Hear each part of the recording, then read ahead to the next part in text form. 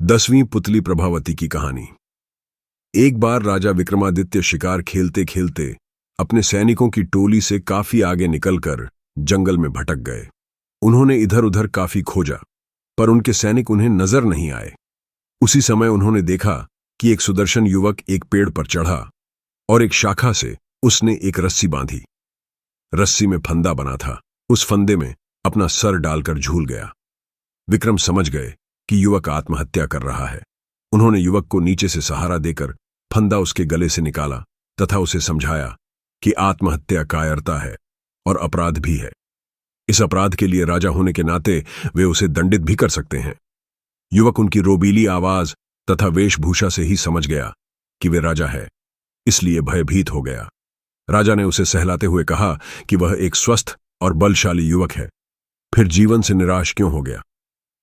अपनी मेहनत के बल पर वह आजीविका की तलाश कर सकता है।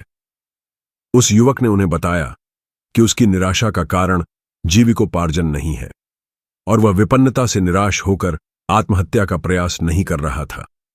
राजा ने जानना चाहा कि कौन सी ऐसी विवशता है जो उसे आत्महत्या के लिए प्रेरित कर रही है।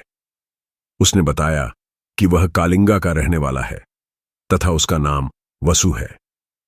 एक दिन वह जंगल से गुजर रहा था कि उसकी नजर एक सुंदर लड़की पर पड़ी। वह उसके रूप पर इतना मोहित हुआ कि उसने उससे उसी समय प्रणय निवेदन कर डाला। उसके प्रस्ताव पर लड़की हंस पड़ी और उसने उसे बताया, जिसका जन्म ऐसे नक्षत्र में हुआ कि उसका पिता ही उसे कभी नहीं देख सकता। अगर उसके पिता ने उसे देखा तो तत्क्षण उसकी मृत्यु हो जाएगी। इसलिए उसके जन्म लेते ही उसके पिता ने नगर से दूर एक सन्यासी की कुटिया में भेज दिया और उसका पालन पोषण उसी कुटिया में हुआ। उसका विवाह भी उसी युवक से संभव है जो असंभव को संभव करके दिखा दे। उस युवक को जिसे मुझसे शादी करनी है, खौलते तेल के कड़ाह में कूदकर जिंदा निकलकर दिखाना होगा। उसकी बात सुनकर वसु उस कुटिया में गया जहां उसके निवास था। वहां जाने पर उसने कई अस्थि पंजर देखे जो उस राजकुमारी से विवाह के प्रयास में खौलते कड़ाह के तेल में कूदकर अपनी जानों से हाथ धो बैठे युवकों के थे।